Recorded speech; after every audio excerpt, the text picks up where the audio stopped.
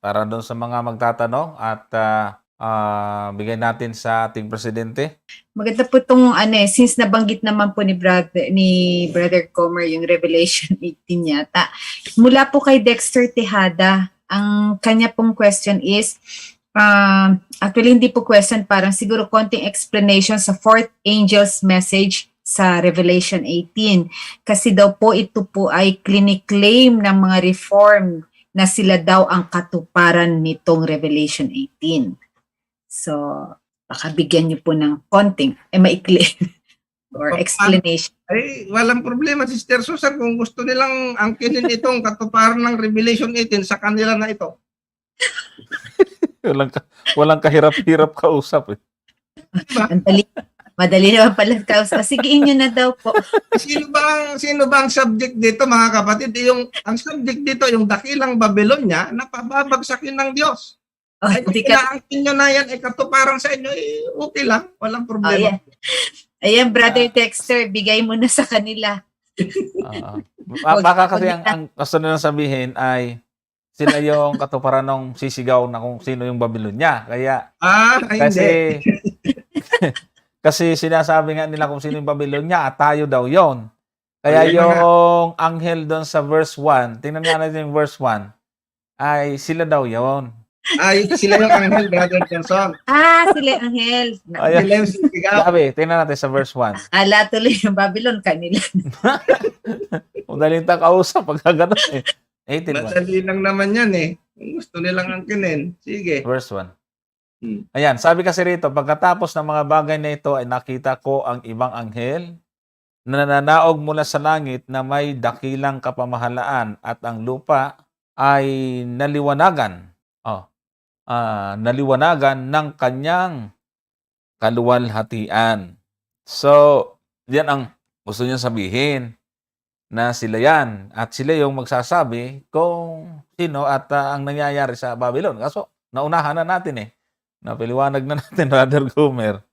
So, yung another angels dyan, ilagay mo nga sa verse 17.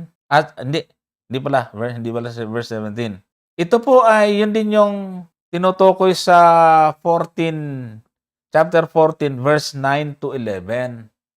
Yung angel na yan, yan din yung binabanggit doon. Basahin nga ho natin. 14, 9 hanggang 11 ng Revelation. At ang ibang anghel, ang pangatlo ay sumunod sa kanila na nagsasabi ng malakas na tinig kung ang sino man ay sumasamba sa hayop at sa kanyang larawan at tumatanggap ng tanda sa kanyang noo sa kanyang kamay, ay iinom din naman siya ng alak ng kagalitan ng Diyos na nahahandang walang halo sa inuman ng kanyang kagalitan. At siya'y pahihirapan ng apoy at asupre sa harapan ng mga banal na anghel at sa harapan ng kordero. O yun. At ang usok ng hirap nila ay napailang lang o pakailanman at sila'y walang kapahingahan araw at gabi. Silang mga nagsisamba sa hayop at sa kanyang larawan at sino mang tumanggap ng tanda sa kanyang pangalan. So nakita nyo yung mensahe dito, yun din yung nandun eh. Kaya yan din yung anghel na yan.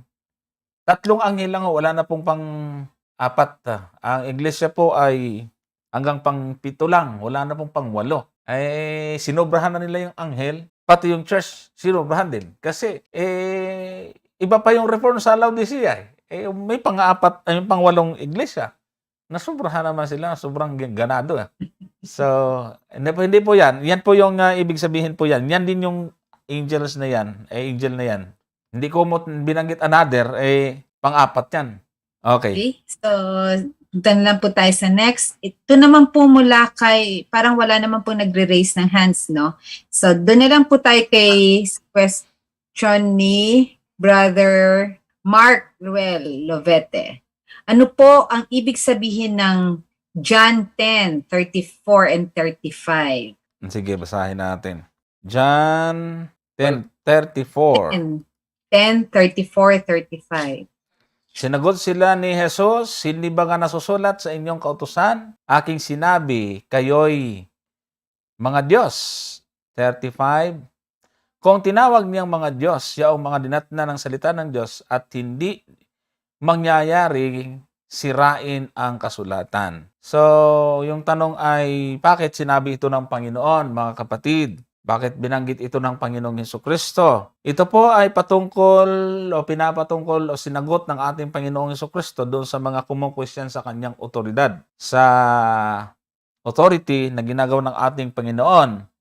Kaya yung banggitin niya sa 34, balik mo nga yung 34, ang sabi ho dyan, sinagot sila ni Jesus, hindi baga nasusulat sa inyong kautusan, aking sinasabi, kayo'y mga Diyos. Tapos sa 35, hindi maaaring mangyaring sirain ang kasulatan. Ang tinutukoy po din niya mga kapatid, ay kinote niya po itong talatang ito sa awit, sa Psalms 82 verse 6. Awit 82, 6. Tapos punta natin. Psalms 82 verse 6. Doon niya kinuha yan, kinote niya para sagutin ang pagdududa nila tungkol sa authority ng ating Panginoon. Gumamit ang Panginoon ng reference or ng talata sa Old Testament. Na yung talatang ito, pinaniniwalaan naman ng mga Hudyo. Kaya ang tawag niya ay sa inyong kautusan at kasulatan. Ang sabi diyan, aking sinabi, kayo'y mga Diyos at kayo'y lahat ay mga anak ng kataas-taasan. So quoted ito, kinuha ito ng Panginoon para isagot doon sa mga kausap niya. Na nakasulat ito, pinapaniwalaan nyo eh. Pinapaniwalaan nyo at hindi pwedeng baguhin ang kasulatan. Tingnan nyo yung verse 1. Ano sabi po dyan? Verse 1, ang Diyos ay tumatayo sa kapisanan ng mga Diyos. Siya'y humahatol sa gitna ng mga Diyos. Baka itanong nyo, ano yung mga Diyos yun? Kadami naman pala yun. Barabarangay sabi ni Brother Eli. Kadami. So tinutukoy po niya diyang mga Diyos, ito po yung mga hukom ayon sa rabbinical interpretation or rabbinical teaching at kahit sa Targums ay ang mga hukom ay itinuturing po nilang may authority kagaya ng Diyos. So yung sinasabi kay mga Diyos, ito yung pong mga inilalagay ng Panginoon sa Old Testament na mga hukom. At maging yung mga anghel sa Old Testament ay ginagamit at pinaniwalaan din nilang mga Diyos. So, ibig sabihin, ito ay may kinalaman sa authority. Ano mga kapatid? Ngayon, bakit ginamit, isinagot ng ating Panginoon? Para ipakita doon sa mga tumututol sa Kanya, doon sa Kapitulo 10 ng Juan, na mayroon kaming pinaniniwalaan na mga Diyos din sa Old Testament. Kasi nga, ayaw siyang tanggapin eh. Ayaw siyang paniwalaan, Brother Gomer, ng mga kalaban sa Kapitulo 10 ng Juan. Na siya ay Diyos. Okay? Kasi nga, ang paniniwala nila sa ating Panginoon ay tao. Yan. Yun po yun. Yun ang punto kung bakit sinabi ng ating Panginoon. Ang ibig sabihin ng ating Panginoon, hindi kayo maniniwala sa akin na tao. Samantalang sa kasulatan ay nasusulat nga, sabi niya, kayo, kung yung mga dinatnan ng salita ng Diyos ay pwedeng tawaging mga Diyos. Yun po ang punto ng ating Panginoon dito, Brother Johnson eh. Ako pa, parang ganun ang kumbaga sa kolokyal na pananalita.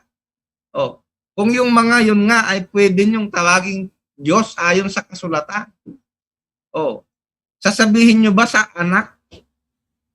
Sabi niya, na ikaw ay namumuso. So, yun po yung sinasagot ng Panginoon dito sa puntong ito, Brother Johnson. So, yun lang po ang ibig sabihin. Ang ibig sabihin nito, Brother Johnson, doon sa, kasi bago natin basahin yung, kasi ang sabi niya rito kasi, sa verse 33, sa 10:33, sinagot siya ng mga Hudyo, hindi dahil sa mabuting gawa ay binabato ka namin, kundi sa pamumusong. At sapagkat ikaw, bagaman ikaw ay tao, ay nagpapakunwari kang Diyos. So yun po yung dahilan eh. So, ang sinasabi nila, Brother Johnson, ang ating Panginoon, nung sabihin niya na, ako at ang Ama ay iisa, abay ito ay pag-aangkin na talagang siya ay kapantay ng Ama na Diyos. No? Tama. At naiintindihan ito ng mga Hudyo. Kumbaga, Brother Johnson, sabi ko nga, tayo dito, ilan tayo dito? 45. Pag sinabi nating selfie, naiintindihan natin yan, hindi ba? Pero sabihin mo yan is 30 years ago, selfie. Ano yung selfie? So ito yung, ang ibig sabihin nito, Brother Johnson, kung mayroong makakaintindi sa salita ng ating Panginoon, Wala nang iba kundi itong mga Hudyo na kababayan niya na nandito. Ay kaya lang, ang nangyayari ngayon, Brother Johnson, yung mga nag-i-interpret nito ay parang mas magaling pa silang mag-interpret doon sa sinabi ng Panginoon kaysa doon sa interpretation ng mga Hudyo na nakakaintindi mismo nung salita ng Panginoon. Nakita niyo po yung punto na yan? Kumbaga tayong, alimbawa, parehas kaming Ilocano, tapos ikaw Bisaya, di ba? Mm. Kung nagkakaintindihan kaming Ilocano, tapos sasabat kang Bisaya, ay mali. Anak ko ay sablay. Hindi ba? Yun po ang ibig sabihin nito, mga kapatid. So, ang nakakaintindi talaga, nung sinabi ng Panginoon na ako at ang Ama ay iisa, abay talagang naintindihan ng mga Hudyo na inaangkin ni Kristo na siya ay Diyos. Kaya ang sabi niya abay, bagamat ikaw tao, nagpapakunwari kang Diyos.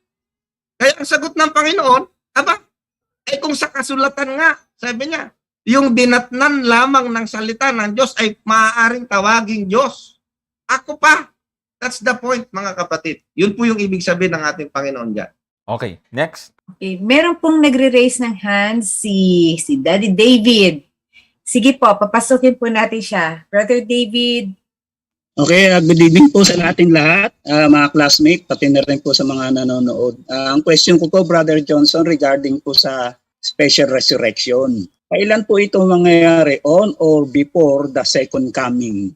Kasi po sa Mateo 14, 61 hanggang 62, yung mga taong tinutukoy ng ating Panginoon Kristo ay malaon ng patay. Pero sinabi ng ating Panginoon Kristo na makikita nilang anak ng tao na nakaupo sa kanan ng makapangyarihan at pumaparito sa mga alapaap ng mga langit. Ito po ba yung second coming o special resurrection?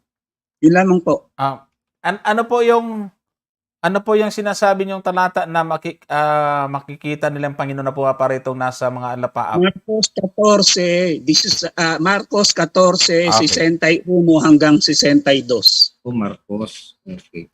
Tapos, ang question ninyo ay kailan mangyayari yung special Oh. resurrection? Kung ito po yung Marcos 14, is this is a special resurrection or the second coming? Kasi doon ako nalilito kung yung bang special resurrection kasama ba raw yung yung second coming. Kasi makikita siya sa sa alapaap at alam natin sa ikalawang pagparito ng ating Panginoon Kristo, siya po ay nasa alapaap. Okay. So basahin siguro natin, Brother Gomer, yung talata. Sige. Diyan sa Parang hindi, anong talata yung binanggit? Andiyan na sa screen. Datapwat siya, ito ba yon? Ito po ba yon, mga kapatid? Ito po yon? Ano pa yun? Hindi ko pa nakikita Wala pa Marcos po sa... 14. Ito, babasahin ko po kung ito yung talata. Kasi parang hindi ito yung talata na binabanggit. Datapwat siya umiimik at walang sinagot. Tinanong siyang muli ng dakilang saserdote at sinabi sa kanya, ikaw baga ang Kristo, ang Sige po. anak ng mapalad? hindi daw po. Pakiulit, Daddy David. Mark. Yung nga Parang yung nga. Tama daw po. Ito ba? Tama. Sige po. Opo. At hinapak ng dakilang saserdote ang kanyang mga, at sinabi ni Jesus, ako nga, at makikita ninyo ang anak ng tao na nakaupo sa kanan ng makapangyarihan at pumaparito na nasa mga alapaap ng langit. At hinapak ng dakilang saserdote ang kanyang mga damit at nagsabi, ano pang kailangan natin ng mga saksi? Yung 62 siguro, Brother Johnson, ang kanyang binabanggit na makikita, yon yung parang, yun na nga, siguro. Sige. Okay. So ang kanya naman, talang ay kailan mangyayari yung special resurrection? Kung ito ba ay second coming or O before? sabay. O kasabay ni second coming. So itong dito binasa mo, Brother Gomer, ito yung second coming, di ba? Ito yung second coming. Ang gusto lang natin makita dito yung idea na may second resurrection dito para ma-connect ho natin. Special resurrection. Special resurrection. Nga, kung mayroong special resurrection dito, parang wala naman ditong binanggit na may hint ba dito tungkol sa special resurrection? Ano yung unang verse na binasa? Sa verse 61. 61 and Oo, 62. yan nga, datapot siya hindi umimik at walang isinagot. Yan siya muling tinanong siyang muli ng dakilang saudit, sinabi sa kanya, ikaw baga ang Kristo, ang anak ng mapalad. Ang gusto ko dito malaman, kapatid na David, ay wala kasi dito yung binabanggit na special resurrection dito sa talata. Brother Johnson, yung pong yung 62, kasi yung mga taong tinukoy ng ating Panginoon Kristo ay malaon ng patay. Pero sinabi niya na makikita niyo ang anak ng tao na nakaupo sa kanan makapangyarihan. Ang tanong ko, yung po ba ay second coming or second Okay. resurrection?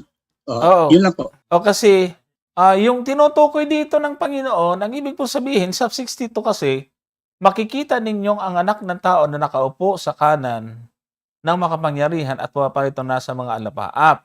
So, ang ibig mo sabihin, itong talatang ito ay parang may idea na ito ay special resurrection.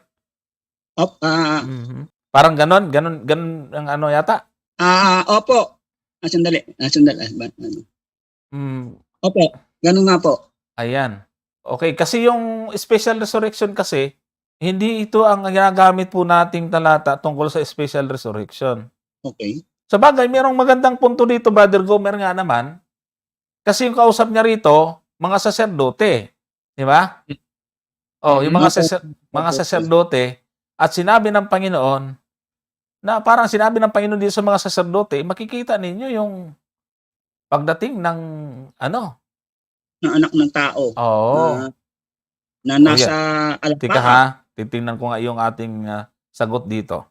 Kasi itong mga taong ito, Brother Johnson, nandun yung ang mga dakilang saserdote, sila Anas and Caiaphas yata yun.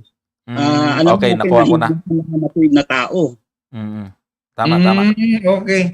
Yan, nakuha So ko parang yung, ganito, nakuha ko na yung punto niya. ganito po, yung Sige. tanong ninyo. Parang lumalabas kasi itong mga ito, hindi naman maliligtas itong mga to. Gano'n nga ang mga Parang gano'n. Tama, ganun na eh. Oo, yun. Makikita nila ang anak ng tao na dumarating sa sa mga alapaap.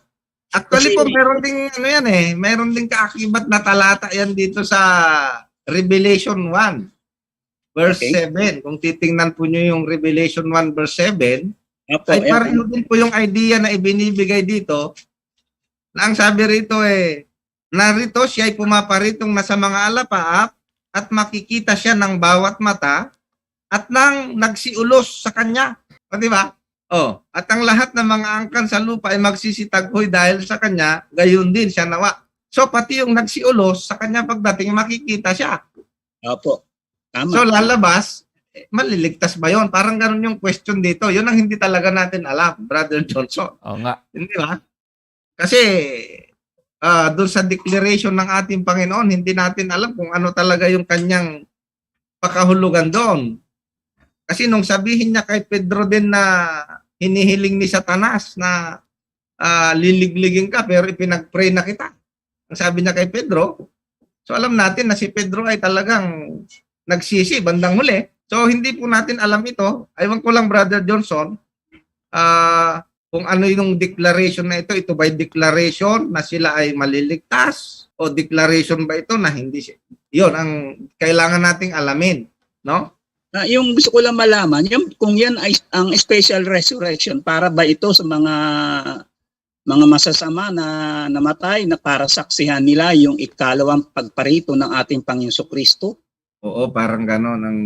Ang alam ko na binabanggit natin at binigyan ng interpretation tungkol sa special resurrection is yung Revelation 1.